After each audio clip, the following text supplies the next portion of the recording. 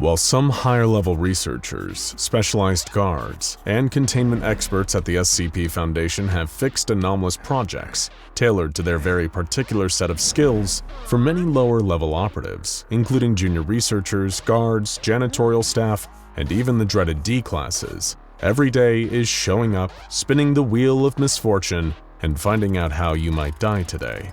Will you be hacked to pieces by a murder monster, pulled into a portal, turned into a doll, eaten alive, made into a living nest by bugs, stretched out and broken, drowned, exsanguinated, set on fire, beaten to death by a volley of anomalous tomatoes because you decided to drop a cringeworthy dad joke or a rancid pun?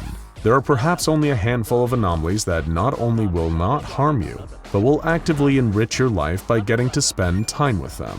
And of course, chief among these is the legendary SCP-099, also known by its adorable moniker, the Tickle Monster. We don't need to get into too much detail in describing this gelatinous ray of sunshine. His anomalous delightfulness has made him somewhat of a celebrity compared to the murderer's row of terrifying entities and monsters around him.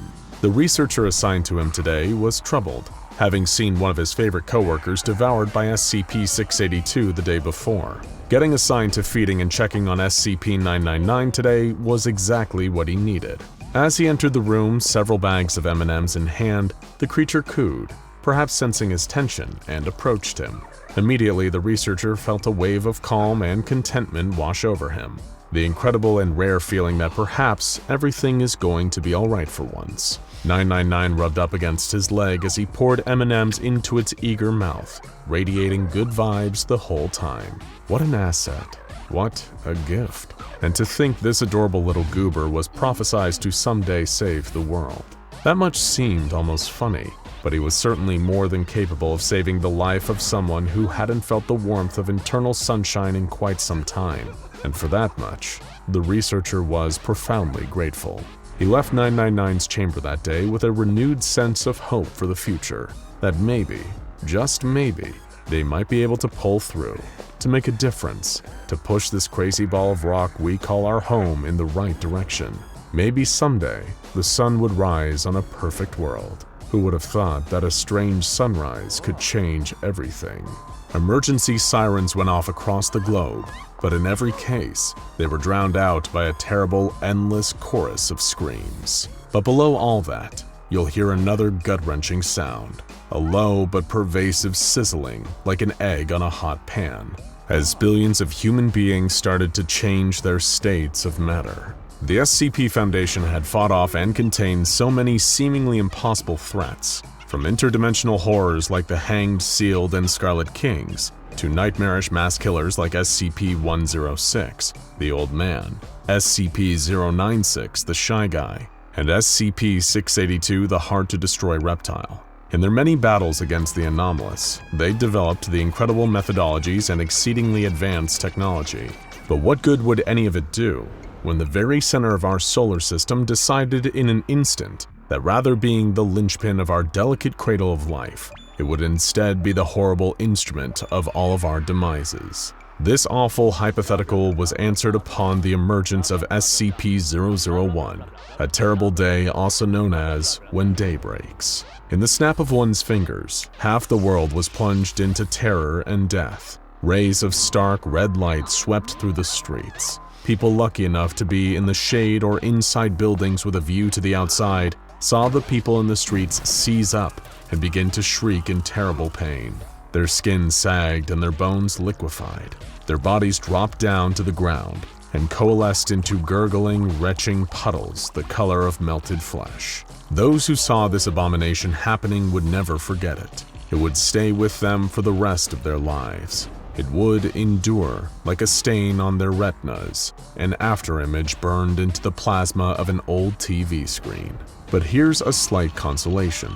For most of the human race, the rest of their lives wouldn't be that long.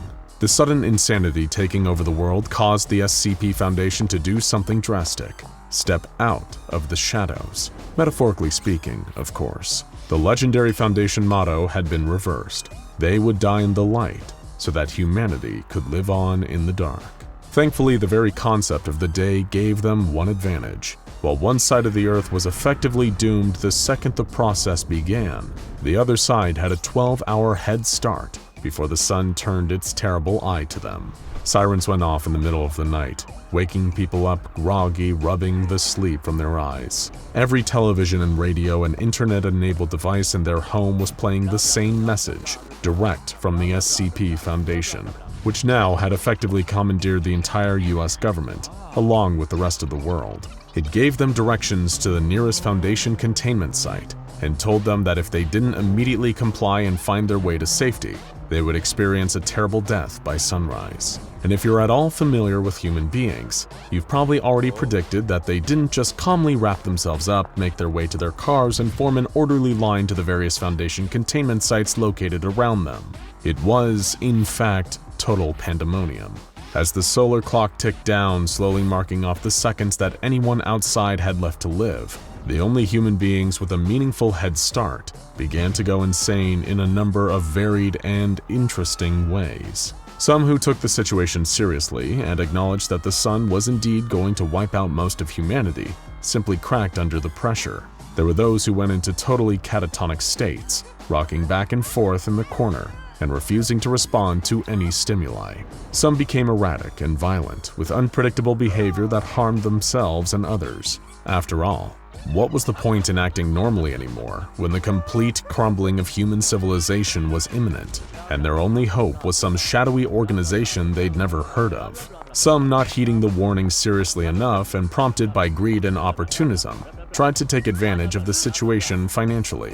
Some smashed windows of local stores and looted or broke into the homes of neighbors who had already fled in hopes of furloughing their property. Others were a little more creative, setting up short-term everything-must-go nighttime fire sales for their brands of essential oils, nootropics, and nutraceuticals, claiming all of them had the power to ward off or cure the new effects of the sun. Others completely denied the possibility that any of this was real, and claimed that the messages from this so-called SCP Foundation were actually just a front to take away their freedoms and trap them in underground government camps. They staunchly refused to follow any of the safety guidelines that the SCP Foundation put out, claiming, "If you try to take away my First Amendment rights, you're gonna take away my Second Amendment rights." While riding around in their pickup trucks and SUVs blasting Kid Rock's "Don't Tell Me How to Live" at ear-splitting volumes. Naturally, they had all melted into screeching puddles of liquid flesh by sunrise. Some were not victims of their own bizarre choices, but were doomed by the sudden terrible fear and panic of the circumstances themselves. The highways were gridlocked, cars stuck as far as the eye could see. So many had rushed to escape during the initial wave that means of transport soon became choke points, like clogged arteries in a dying man. People do irrational things when they're scared. Riots broke out in the streets, fighting, killing, burning. Everyone hoping for some means of meager control over a situation that had long been out of any of their hands. Some were too far away with not enough time to close the distance. What could they really do but just sit around and wait to die? The hours marched on as the Earth made its slow turn towards the sun, leaving one decimated half in darkness and the other a sitting duck for its terrible effects. Hundreds of thousands had made their way to the containment sites and safely gotten inside, but still so many millions were left outside. It was a slaughterhouse, one great big global meat grinder, and every moment that passed, the handle turned, and any humans left outside got just that little bit closer to the grinding, gnashing gears below. Site-19, being the largest containment site on the Foundation books, also became humanity's only bastion.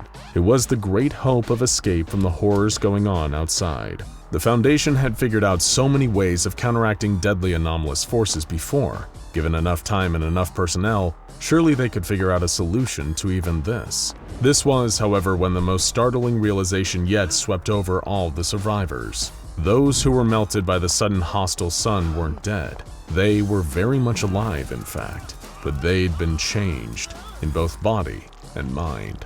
What had once been humans now became terrible beasts. Half-melted gelatinous nightmares that coagulated into even bigger beasts. They got into their head that they were grateful for the transformation, that they had been liberated from their old forms in the old world. They were something so much more now.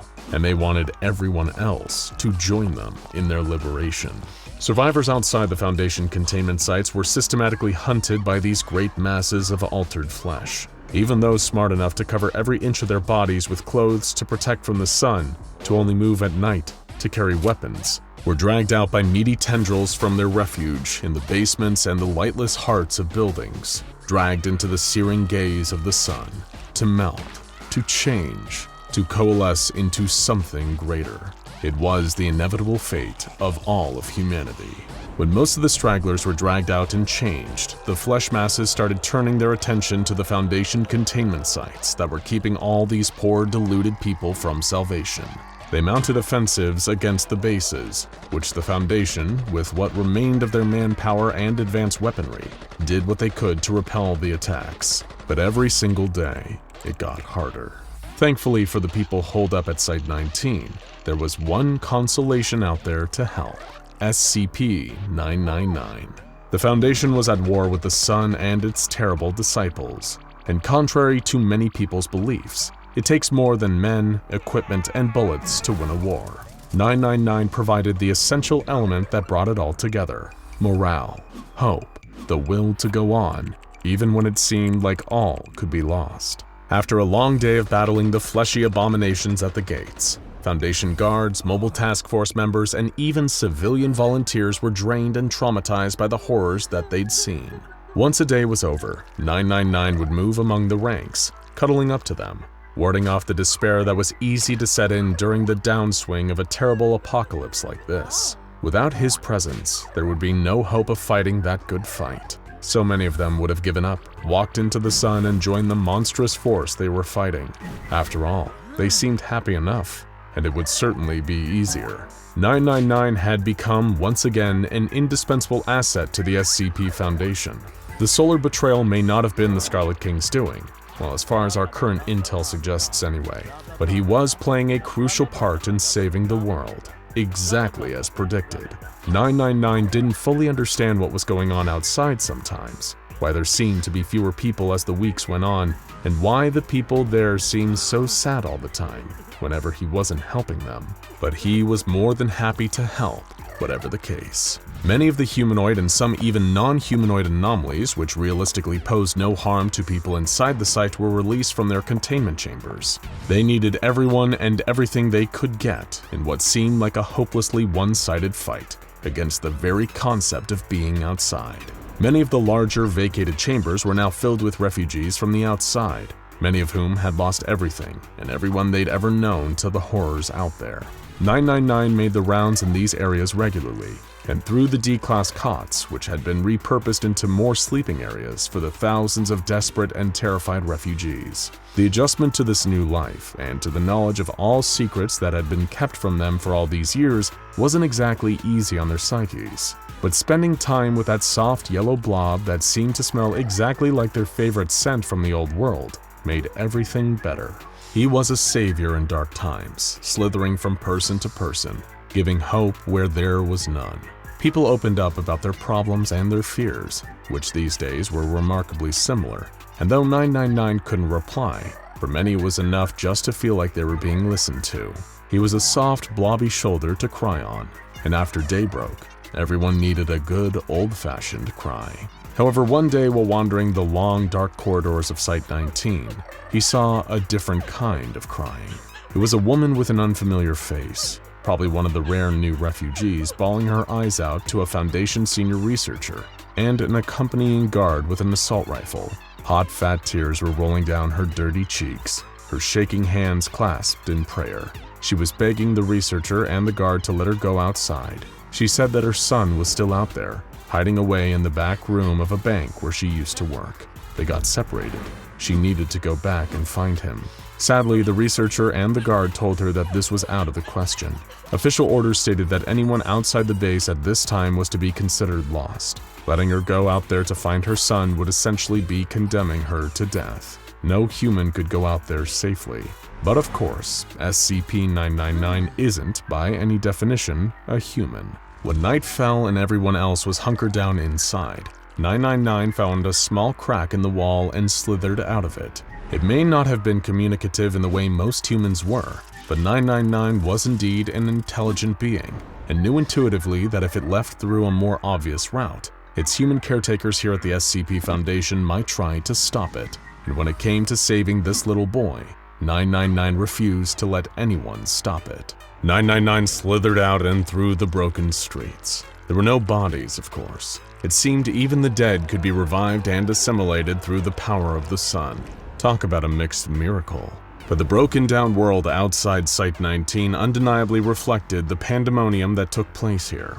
999 would need to do his best to find the little boy trapped out here before the sun rose. He lost a few hours even finding his way to the nearest town, where it was safe to assume that the little boy was trapped. He saw those things on the way there.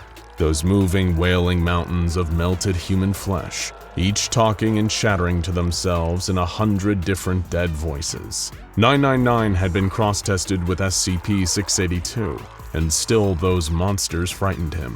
He decided it would be best to stay away from them and make sure that they never saw him out of here.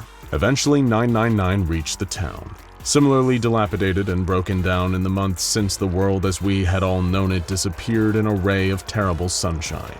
More great gibbering blobs of flesh patrolled the streets, looking for converts to integrate into their biomass. 999 could only hope it wasn't already too late for the little boy. 999 discreetly slithered from building to building until it could identify one as this bank that the boy's distraught mother had been mentioning. It thankfully had some awareness of what a bank actually was, from the years of stressed Foundation employees telling it about the money troubles they were suffering outside of work. It was another great example of it paying to listen. Eventually, it did slither into the correct building, and it heard the extremely quiet whimpering of the boy inside. It could feel the sadness and the fear radiating off of him, as it was the creature's natural instinct to help the needy, and it used those signals like a homing beam to find the scared little boy. He'd hidden inside a broom closet and was quietly weeping into his hands. He hadn't eaten in days and was only surviving by drinking the filthy water from the mop bucket sitting next to him. 999 immediately embraced the boy, covering him in its healing energy until the tears of the boy's face eventually dried. 999 cooed and chirped pleasantly until the little boy was laughing again. But this momentary joy was soon interrupted. A great heaving weight dragged itself down the hall outside. Both 999 and the boy could sense its monstrous presence. As it got closer, they could hear all those chattering voices, those poisonous whispers. When it passed the door, they heard it speaking, its voice practically vibrating with the hum of malicious lunacy. Turn, pretty flowers. Turn towards the sun. Feel it on your face. Feel yourself change and sluice and mix into us. Become one with our army of one. It must be so lonely to be you, little flower. Walk into the sun and be us. 999 and the boy remained silent in the broom closet for hours as the great shape patrolled the bank outside, searching for converts, for victims. At times, it seemed too frightening to even breathe, fearing that would be enough to make the monster detect them. It felt like an eternity until the monster eventually did slope off and leave them in the comforting quiet and darkness of the closet. Now they might be free. 999 could escort the boy safely back to the containment site and into the arms of his terrified mother. But when they opened the door, they saw a terrible sight. Light in the distance pouring through the windows and the glass double doors. It wouldn't be safe to go out that way. Upon seeing this and putting together what it meant, the boy began to cry. He couldn't take another night in the closet. It was all going to wither from here. Until 999 had a wonderful idea. Hours later, when the Foundation's guards manned the turrets at the entrance of Site-19, waiting for the inevitable onslaught of the melted flesh creatures, they tensed up, seeing a blobbing gelatinous form slithering towards them in the distance. The guards, who'd learned the hard way from too many lost men that it was better to be safe than sorry, drew a bead on the distant shape and prepared to fire, when suddenly their superior raised a hand and said, "Wait! Hold fire! Is that 999? And it was. They all stared in astonishment as 999, chipper than ever, came towards them through the sun. It looked as though the opacity of its yellow cytoplasm had increased, but other than that, it was unaffected. Turns out the sun couldn't melt what was already melted. The guards parted to allow 999 safe passage into the facility, watching in amazement, and once it was inside, 999's slime parted, releasing its contents. One very relieved little boy. It seemed through turning up its own opacity, 999 had given the boy safe passage through the sun and back into the facility. The boy was saved. It had won. Not long after that, there was a tearful reunion between mother and child, and a brief flash of hope in this dark and terrible time. 999 didn't stop to bask, of course. It returned to its duties, keeping up staff morale and helping the refugees heal from the horrors they'd seen. In its own little way, and for a lot of people, SCP-999 really was saving the world. Or what was left of it anyway. Oh, and of course, if SCP-999 had won your hearts just like it won ours, you'd be pleased to know that you can purchase your own adorable, high-quality SCP-999 plushie at scpswag.com.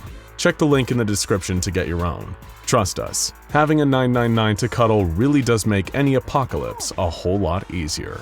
Now go check out SCP-001 when day breaks, and SCP-999 Tickle Monster vs. the most evil SCPs for more of the two incredibly contrasting anomalies from today's episode.